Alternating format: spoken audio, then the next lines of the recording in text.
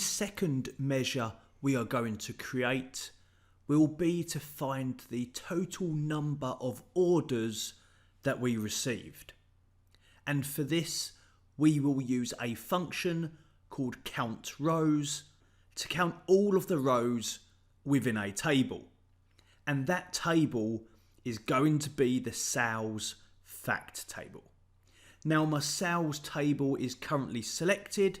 So from the Home tab, if I click New Measure, and the name of the measure will be number of orders. Let me zoom in on that measure.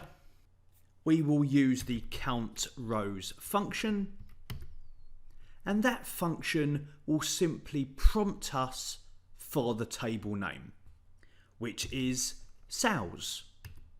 And as simple as that, close bracket and press enter to run that measure. Directly above the formula bar, I will provide the formatting. It is a whole number already, which is correct, but I will click on the thousand separator, comma, and that measure is created. To see it in action, if I select this monthly visual, and over on the right hand side, I'm going to drag the number of orders measure into the values area, and let's just expand the size of that visual so that we can easily now see the number of orders in there in addition to total revenue.